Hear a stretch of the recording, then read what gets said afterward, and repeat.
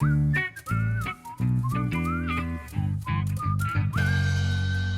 guys, this is Stan Prokopenko here with artist and sculptor Zoe Dufour. In this video, you'll hear her insights on being a working artist and sculpting exercises that can help you draw and paint better. You may have seen our video a few months ago where Zoe does quick sketch sculpture, but we also filmed a much longer demo with her that we're releasing on proko.com/Dufour. She goes through her entire process of a longer sculpture, showing how she makes portraits like this from start to finish.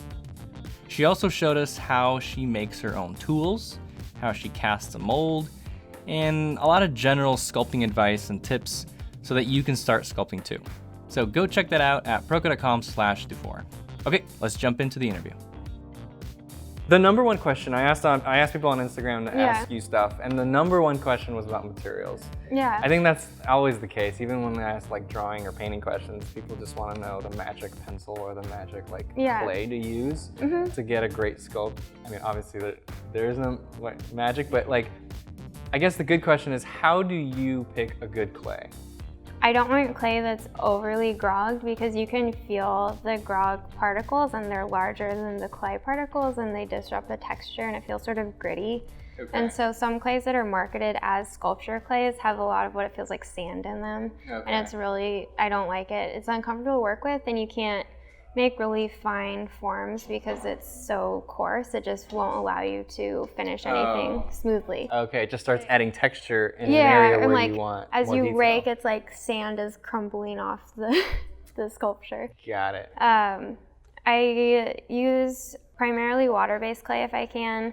I have used oil clay. I'm not a huge fan of the texture. It's kind of like tacky. Just sticks to your fingers a little bit? Yeah, like in water-based clay, you can vary the consistency depending on how dry it is. So when I start, the clay is more moist and really, really plastic, and that's when I'm moving these large quantities of clay around and really shaping big forms. Okay. And then as the sculpture goes on, I let it dry a little bit more, so I'm not risking moving what I've already sculpted when I'm applying more clay or tooling, and then the closer I am to finishing, the drier I let the clay be so that the surface is more and more resistant to tooling. Yeah, exactly. Okay. You prefer water-based. Is that your own opinion, or is this something that kind of most artists that do figurative sculpture kind of agree on? A lot of the sculptors I talk to really like water-based clay. It just has a really beautiful consistency. With oil-based clay, it's nice if you're limited by space just because it's not nearly as messy as water-based clay. Oil-based clay doesn't get dusty, so if you're limited by studio space or if you're sharing studio space with painters, then oil-based clay is really great for that. Oh, okay. And then water-based clay, it is really important to keep the studio as clean as possible because it has silica in it, which is essentially glass. And so it's fine when it's moist, but if it's dry and it's very dusty, it's really not good for your lungs. So am I getting cancer right now? Probably not. I mean, silica's in everything, it's in dirt, it's in cement. Okay. It's not But the fine particles, if it's in the air, and you're always in that environment. It's super important to be aware of studio safety then. Usually it's just you need to sweep and mop the studio on a regular basis, wear a respirator when you're doing dusty things. I guess another material-based thing is there a difference with what materials you'd recommend for a beginner versus someone doing professionally, or just start off with the same thing you're going to be? I'd say start off with the same thing you're going to be using. I think maybe my tools shifted a little bit from when I started just because the more I worked, the more specific things I knew I wanted out of a tool, and so I was starting to make tools that were probably better suited for particular uses. But I just feel like if you're going to learn a medium, you might as well start with what you're ultimately going to be using. Right. And with clay as well, just the same clay. Okay. I think we got that covered. There'll be a lot more information about materials in the demo that we're filming. Proko.com/Dufour. Plug. So when somebody asks me about drawing and painting, they say what should I study first? I have an answer to them, a list of things for them to learn, and I can give them a 5-year plan, right? Yeah. What's the 5-year plan for a beginner to start to kind of transition to a more advanced sculptor? I think with that, it's one, just getting comfortable with the medium. So feeling how clay moves, like getting comfortable with material management. So like knowing how moist your clay should be, like how to take care of it. And then the other part is like getting comfortable with that set of tools, because it is different than drawing. Like I think raking clay just obviously feels way different. So some of it is just experiencing what it is to use the materials and the tools. And then the other part is to begin to judge things based off of volume through space rather than using contour or other two-dimensional judgment devices. And so I think coming from drawing and painting, people really don't think necessarily so much in depth. Like I mean, especially at the Grand Central program, they think in volume to an extent, but to draw, a lot of times they're conceptually flattening three-dimensional objects to conceive of them in perspective. And so you're kind of having to be like, throw that out the window and don't use that. And so like using shadows or anything like that, I would say will take away from your ability to render volume three-dimensionally. So it's just trying to retrain your brain a little bit to build new synapses to judge proportion differently. So you're not designing light and shadow, you're like with drawing, it's all about that, you know, the light and shadow design and shapes and all that. You're thinking, you're trying to light the studio so that it's even all the way around, there's no cast shadows, and you're thinking of just the form. You're really thinking like XYZ axis, where does this travel in space? Do you recommend then, because you mentioned coming from a drawing background, do you recommend people start with drawing and then go to sculpture, or does it? I don't think it really matters. Like if you want to sculpt, ultimately, I'd say just start sculpting. If you want to draw, I think sculpture is going to be super helpful if you want to draw from life. I don't think it's better to do one way or the other necessarily. When you're drawing, you're super stationary, and in sculpture, you have to move so much. Like you're moving around the model, and you're not just moving around, you need to go up and down in relation to the model, because you're really trying to understand something like all the way around, which it doesn't mean just, you know, on one eye level. It's like all the way around. And so a lot of times when I'm teaching, I feel like a drill sergeant. I'm just telling people to like, keep moving. Like, do you ever run into the problem where you get the gesture and then there's just one angle that just doesn't work for some reason, and then you gotta like do you mean adjust? Like in the sculpture or like in the actual pose? Oh, I don't know. I guess this would be more like if you're doing more from imagination or something. Kind of like, I guess what you were talking about with like this guy, where the model didn't hold that forever, but he would just kind of move and get into a pose, and you kind of try to remember stuff. So you're inventing a little more with this than with this. A little bit, right? Or I feel like I'm not inventing the information. So I'm using the information, but maybe I'll alter the pose a little bit, but I'm just I'm using that simple sort of cubist structure of the ribcage and pelvis to set the gesture. Maybe it'll be something the model's not doing that frequently as they shift. I'll like watch the pose and be like, I like this particular moment, or this is the aspect of the gesture I'd want to push. And if I can understand what's creating that movement, then I can emphasize it. And then I'm really using the model as reference for my idea of the pose, but it's not that I feel like I need to invent a lot of information. I can hold on to my concept of the gesture. I don't need to follow exactly what the model's doing, but I can use them like very heavily for all the information I need. Does this just not, this problem just doesn't come up where you have an angle that you kind of need to like modify the pose a little bit to make it look good? Maybe my feeling is like a sculpture doesn't have to be like incredible from every viewpoint. There's probably going to be one that looks better than the others. And so I just figured it's like inevitable, maybe. There's a bunch of questions about just improving your sculpting abilities.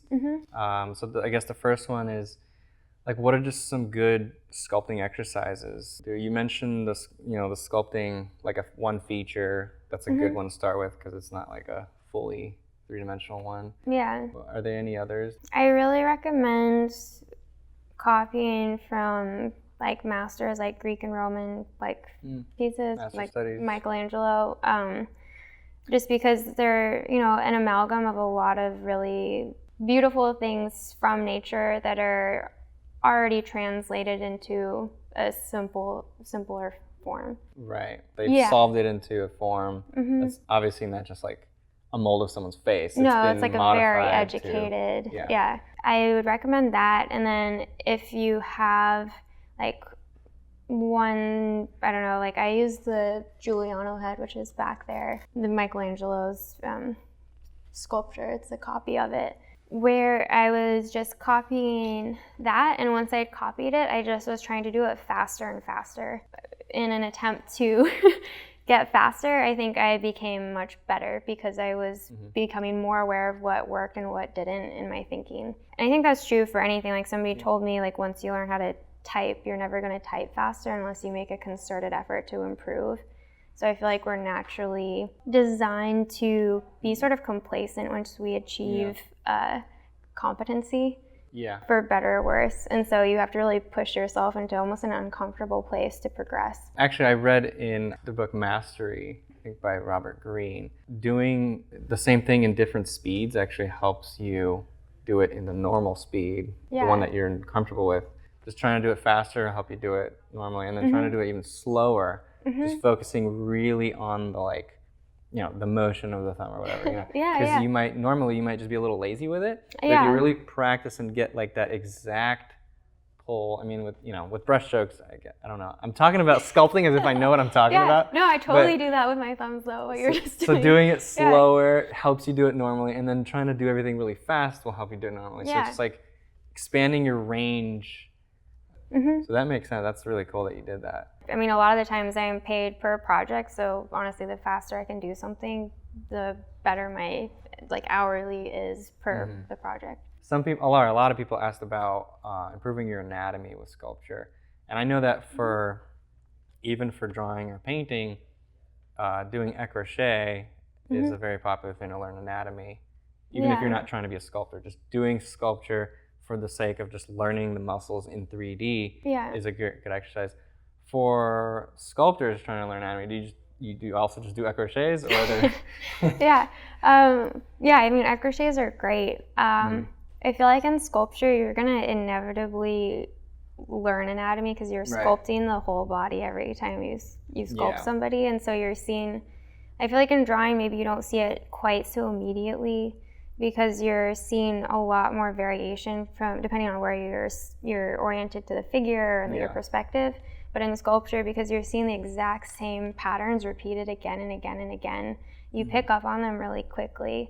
And so I feel like my anatomical knowledge, maybe by name, isn't super great, but like I have I feel like a very sound understanding of the muscle masses and where they originate from and where they insert to.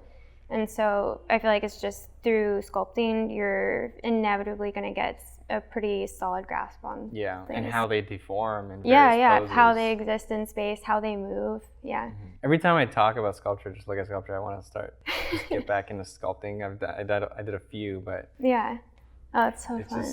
It just feels like doing that helps to improve understanding of the human body so much more than trying to take 3D and turn it into 2D on paper or canvas. I mean, I'm obviously like super biased, but when you're right, it is better. It is. No, when I started sculpture though, I was like, oh man, I wish I started this so much sooner, because my drawings like instantly got way better. And like when I started sculpture, I would just be like, I have no idea what happens here. And I was never really confronted with that in drawing, because you're like kind of avoiding it in like shadows and like other things. Or you can just copy a general shape and like, close enough, And then there'd be some things where I'd just be like, wow, there's just like this blank right here for me. I have no idea what's going on. So it just exposes all your weaknesses. It really does, That's cool. Like eyes, like were crazy for me, because like I don't know if like when you're drawing, I feel like this is always in shadow. The bottom planes down here? Yeah, like this sort of socket of the eye. And so like when I went to sculpt it for the first time, I was like, I've never actually looked at this. Like really. All right, well everybody who's trying to learn how to draw, go pick up some I highly recommend it. Sculpting tools and play. So how much time do you spend planning before you start sculpting? I know that some sculptors, they plan by doing like actual like drawing sketches. I do that for personal pieces. So I have a sketchbook of pieces I want to produce, and I'll do variations of different poses or variations of a theme to sort of see which I like best before I start. Yeah, but sometimes I'll just start a piece and then like something about it and sort of develop the piece more about that aspect of it while it's in the works.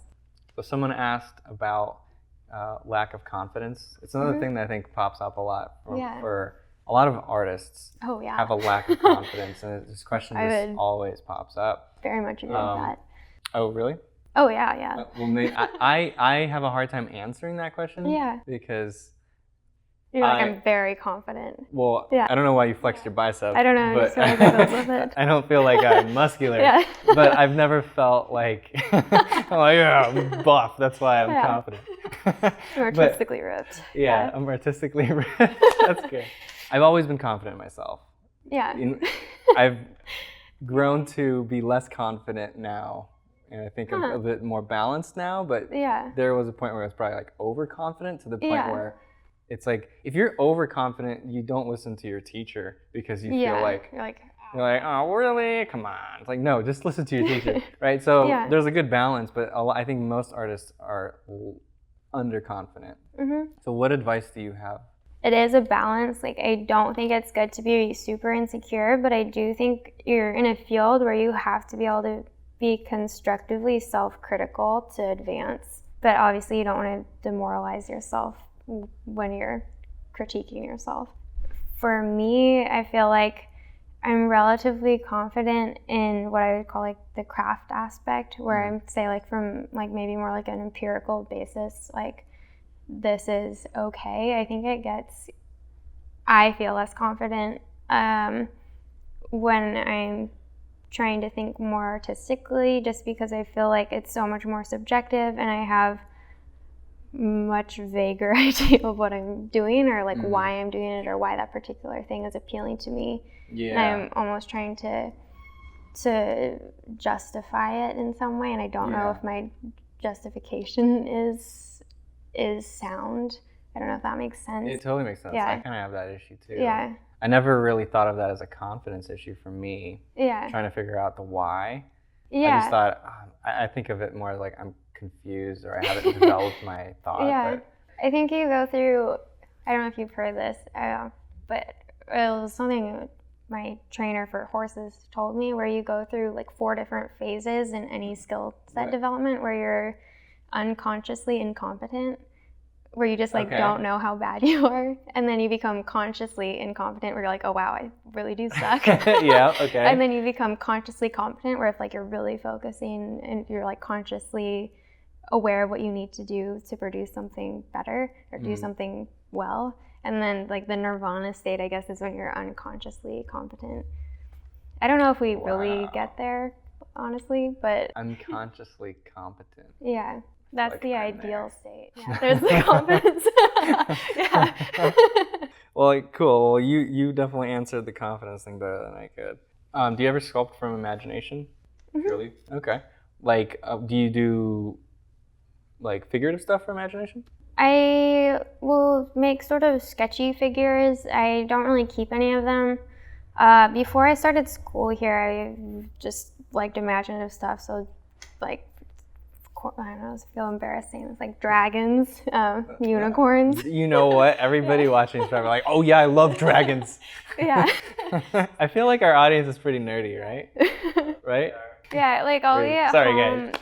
There's like, I can't think of the name off the top of my head, but it's like part like 50% wax and 50% oil-based clay. And like I'll make like I have like tiny like knights on horses that I'll sculpt at home while I'm watching Netflix. But I don't think of it, I guess, as like art. It's more like it's art. You've been creative. Justifying my watching Netflix by feeling semi-productive. So when did you get into art? I'm not sure. Like I don't remember when I started drawing. So you were really young then, if you don't remember? Okay. Yeah. So it was drawing, you said? It was drawing. My parents were really great and just, I think, gave my sister and I lots of art supplies, so we just had access to those. I went through a really distinct phase where I was just drawing birds sitting in trees reading books when I think I was around 5. Oh, cool. Yeah. So like from your imagination then. Yeah, That's cool. And then how big of a gap was there between high school and when you started here? I think I just didn't go to school for a year. I think I kind of panicked. I was looking at liberal arts colleges and none of them had very good drawing or painting programs, so I just didn't go, which is probably not the best response. But well, you don't have debt. Yeah, that's true.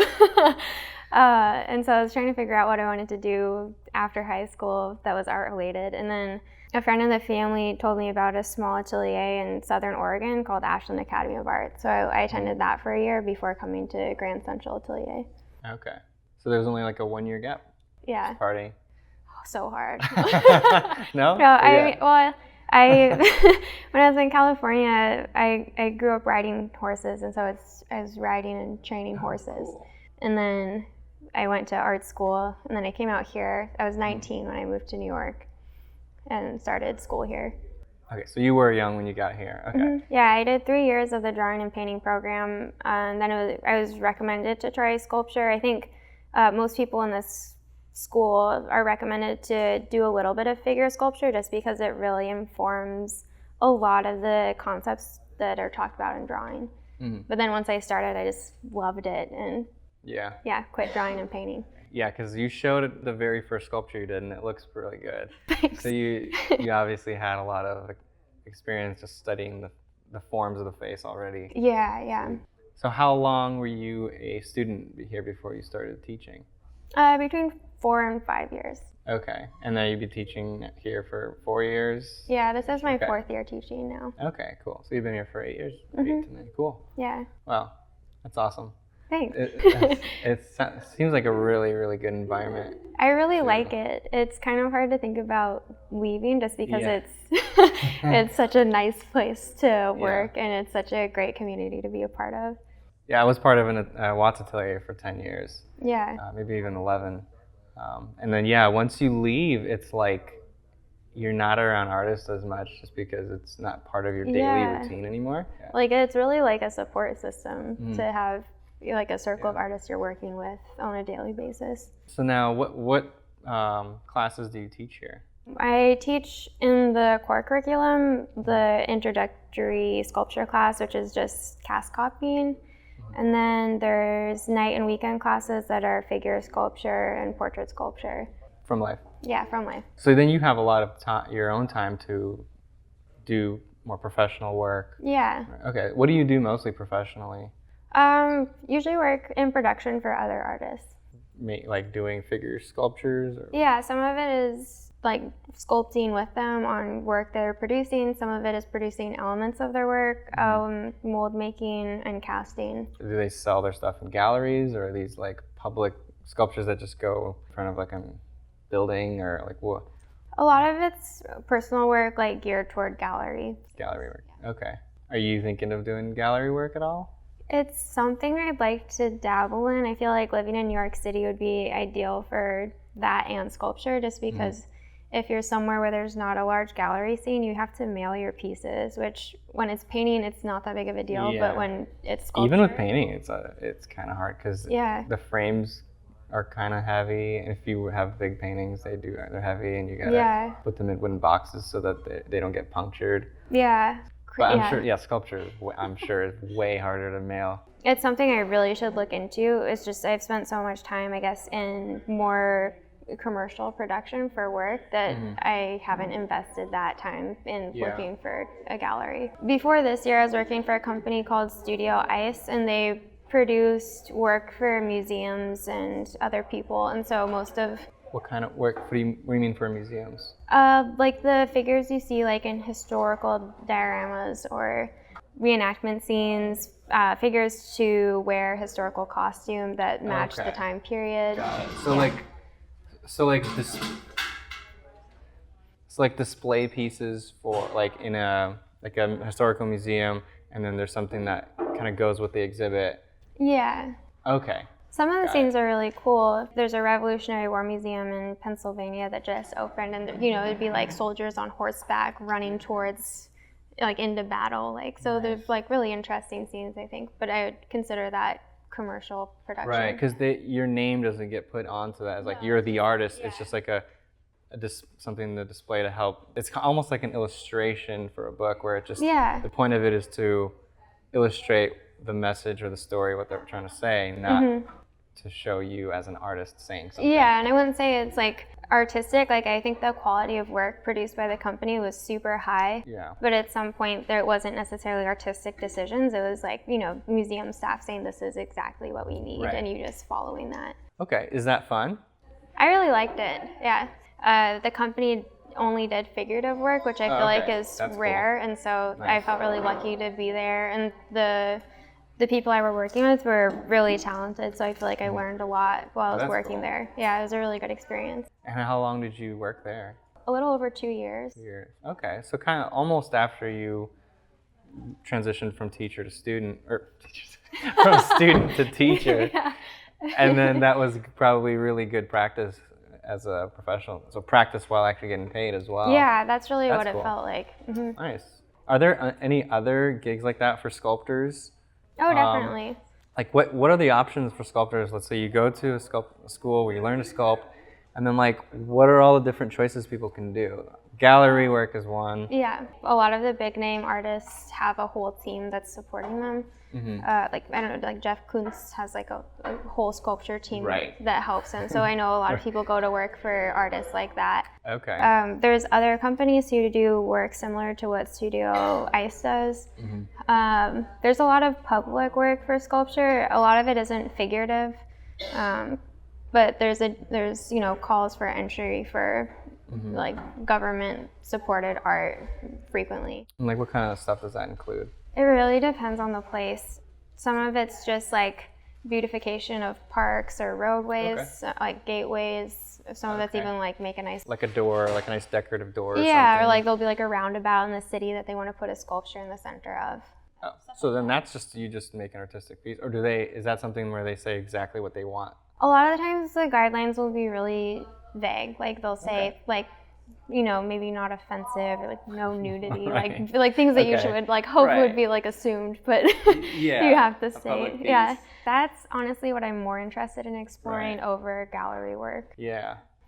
Does that pay well? Because that's the government paying you, right? Yeah, I think depending on the project and what you're trying to do in it, there's some ones that are like really well funded and others that have a really low budget. Oh, I guess it depends on the community. Yeah, exactly. Okay. Right. What about like 3D, you know, digital 3D sculpting? Yeah. Have you gotten into that at all, or? I haven't. I've done all traditional work. Okay. I'm sure if you tried it, you would pick it up in like a week. It all just about learning the software. Yeah, maybe. You know? Even in using Photoshop, it takes me so long to do anything. Oh, okay. So digitally, it's not natural for you? No, it doesn't. It doesn't feel like it. I get really frustrated, I guess, because it feels really abstract to me for me to want to do something and have this really unrelated series of steps I have to go through to make that happen. Okay. I guess it seems unrelated to me. Right. But then once you do it, I guess it would feel more seamless, but it just feels really disconnected. And it. Interesting. Have you tried ZBrush before? I haven't. I know a couple. Oh, you haven't? I haven't. Oh, man. Well, you definitely need to. Yeah. Because I heard it's really natural for sculptors to kind of transition. I really should try it. There's so much work with the three-dimensional modeling. Yeah. I guess there's the whole entertainment industry that you'd have like just this giant door opening up. So it's something I keep telling myself. I just have to like bite the bullet and do it. But honestly, like a huge part of the reason I went to a school like this was to not have a job where I'm sitting at a desk and on a computer. Right. You'd rather work with your hands. Yeah, like I like that makes sense, yeah. Just that there's like in sculpture, you're moving so much and it's like a pretty physical as far as fine arts go. Yeah. Yesterday you were telling me about how you'll do a sculpture and then you'll just take a picture of it and then you just kind of take it apart and you'll reuse the clay.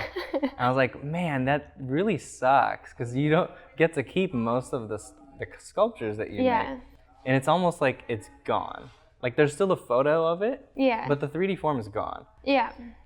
And then I was thinking about like, what would I do if I was a sculptor? And I thought, like, there's 3D scanning now. Yeah. And you could really easily actually just take like 100 pictures all around from like 3 different heights. Yeah. And you can make those pictures into a really accurate 3D model of your actual model. Yeah. And then you could, if you ever really want it. Or just have like files of these, yeah. Yeah, it's still digital files, and then if you ever really wanted it, you could 3D print it. Yeah. And now you got your sculpture back, and then you can make a cast and then make it bronze or whatever. Yeah. So it's like, do sculptors do that now? Instead of just taking one picture? They definitely do. Like one of the guys who I was in school with, actually, he made one waste mold and said he was never doing that again. And it's the reaction a lot of people have to, like, no more. To sculpture production. You're like, oh my God, this is horrible. Why do you do this?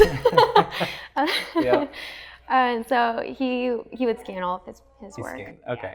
Honestly, with a lot of the work I do, I relate it more to like a musician playing arpeggios rather than like making a finished piece. It's like something to keep a skill set sharp rather than like making with an intent. Like I feel really differently about a piece when I have an idea or a concept that I'm trying to follow through on rather than just practicing. But I feel like that practice is super important just because the pieces I make are much slower. I'm making something I really love and feel invested in, but I'm not keeping up on this just like a basic skill set for sculpture. I guess I'm just trying to relate it back to drawing, and it's like if I had to just like burn my sketchbooks, right? Yeah. Or like just erase everything and reuse the paper, I don't know, I feel like I'd be like, no. Yeah. I'd want to keep it. Even though it's like, I look back on my sketchbooks that are old and it's like, oh, well, those drawings suck now, but it's still really nice to have it. Yeah. Honestly, I'd probably have like a more similar feeling about my sketchbooks over my sculptures. Interesting. I've tried to start saving pieces on my sculptures more because it's just easier. Mm-hmm. So like on my shelves over there, I just have like a random assortment of sculpture bits. Mm-hmm. So I've been taking pieces from sculptures I like and... Like an eye or something? I have like... Okay. I have eyes, I have like a foot, I have a couple feet. Wow, okay. So I started doing that. I think just because I started destroying my sculptures pretty early on when I was working, because I was doing both painting and sculpting, and doing both really didn't leave me any time to produce my sculptures. Yeah. I just got used to destroying them early on, and so I don't feel that emotionally invested in most of my pieces in that way. I guess it's similar to, I know there's some like painting students that would, at the end of like a modeling session, they would just scrape the painting and reuse the canvas, because they'd get like one really nice canvas, and then they just scrape the paint. Reuse the canvas, even though canvas really isn't that expensive. It's like, but they would still do it. It's like, it's just practice. I'm honestly now, I think, trying to shift the way I think about my work. I feel like being at this school that's so academic, I just had this like a very student mindset for a really long time, and I'm sure I still have that to an extent where I'm really focused on the process more than the final product. Yeah. And so I've been trying to shift over into what I think of more of like an artist mentality, where you are really focused on like making a work of art, or like you are focused on the final product, where I really haven't been for a long time. Especially working in commercial production, I just feel like you're doing this process again and again and again. I think there's something to having that other mentality, though, where you don't treat your sculpture as like a baby. It's like you don't feel bad about restarting a whole piece, or like a whole chunk of a piece, because it's like precious to you. I think that's good, because if you have that mentality, you can improve things. You could keep trying and improving it. I think that's super key. And I shouldn't say I'm not emotionally invested in my work. I'm obviously like deeply invested in what I'm doing. Okay. But it's just a good balance. Yeah. I'm trying, not to be like, oh, this is like a precious part. Because there is a limited amount of space, I just don't want to produce so much work that I feel like. Limited space. I totally get it. If this was a house, it would take up a room. It would. Like, you'd have to have a house for your sculptures. Or if you're like really famous, you can just sell everything and then it exists somewhere. That's the ideal scenario. But the whole 3D thing though, it's just files on like a I think that's perfect, and I'm sure that's what more and more sculptors are going to be doing. Yeah. Okay. You ready for lightning round? I'm ready. Okay, so these quick questions. Okay. No deep philosophy. Okay. Just be like yes, no. Okay, well this one actually, first thing you've ever sculpted? Probably a dragon, or like a dog, or some sort of that animal. one. That was my first from life portrait. From life portrait. I'm sure, like when I was little, my mom signed me up for ceramics classes. I worked with clay before working with clay from life. So a dragon. Yeah. That's an awesome answer. Probably the best answer. For all things. Dragon. Ooh, this is a good one. Favorite secondary form of the face? Wow. Right? I was so happy when I saw think I like those two pieces of cartilage that sit on either side of the front of the nose. In here? Yeah. The ball of the nose? Yeah. Really? I love noses. I don't like bulbous noses though. Like I'm not crazy about bulbous noses, but I really love big bony noses. Yes. Yeah. Yeah. I really like the zygomatic arch. Yeah. So I mean, I feel like I wouldn't say that's like a secondary form though. I feel like that's one of the primary. If you just have like side plane and then like top plane, I'm just kind of like eh. But when you start actually developing the form of the cheekbone, I guess I should just say the cheekbones. Okay. Like that, this whole area is really good. The way it transitions to the jaw, to the eye, to the nose. Yeah. Like. Okay. Favorite artist dead.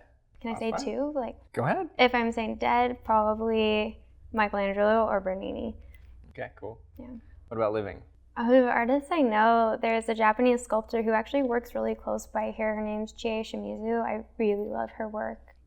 I'm also not sure I'm pronouncing his name right. Udall Dewana. Do you know who I'm talking about? No. I hope I'm saying it right. He's from Florence, but I just think his sculptures are incredible. There's a guy, his work is so beautiful. His name's, I think, Vladimir Kanevsky.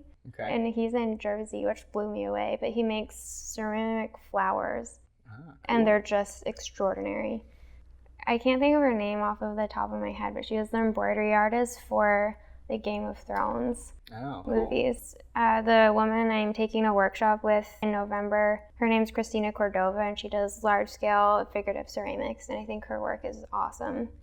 Okay. Well, this was lightning round. Okay, sorry. I'm done. Oh, this one comes from Stephen Bauman. Okay. So, favorite and least favorite thing about working in clay? It's still a speed round thing. Okay. My favorite is just that I love it. I don't know if that's a good answer, but it's the best. For a speed round, that's good enough. Yeah. If it was a regular question, I would not be satisfied. My least favorite is that dried water-based clay can give you cancer. The dust of it. That does kind of suck. Yeah. Or like lung fibrosis issues. Maybe I should say that. Cancer sounds scary. But there's like... Those both sound pretty scary to me. Yeah. One of my clients called me. He was like really concerned because I dropped off a new box of clay and he'd read the box. And he's like, can you get me different clay? This one's cancerous. And I was like, I was like, no, it's all clay. One person asked, how the beep does she do that? I think referring to the photo of your sculpture. Lots and lots and lots of practice. Oh, the next question. How long has she been practicing to get so good?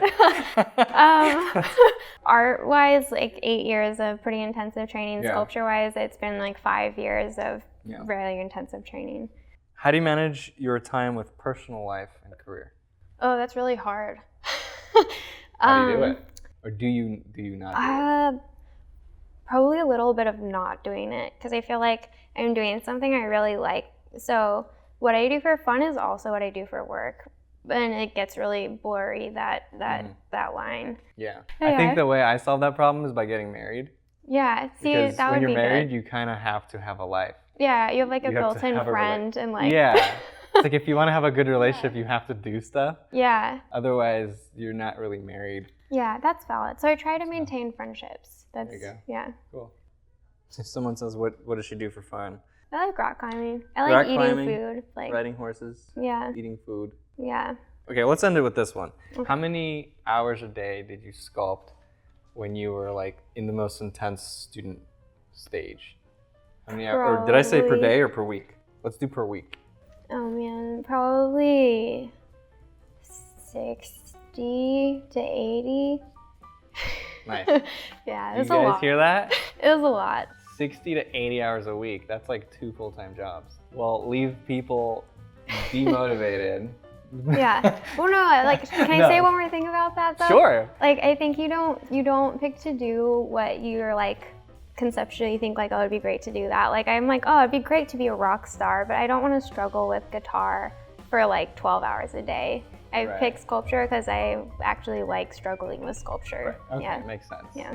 So 2 full-time jobs that are sculpting are not full-time jobs. They're 2 full-time leisure activities, right? Yeah. Yeah, the 2 full-time fun. Yeah, funtivities. Funtivities. There you go.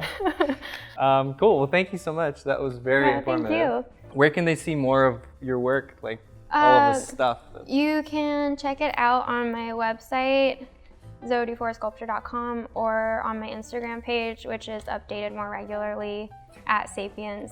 Cool. Well, and again, guys, if you want to see her full demo, the Masterpiece Series demonstration that we're doing, proko.com/Dufour. Get that, support her as an artist, and also learn how to sculpt. Thank you for watching. Thanks. Bye, guys.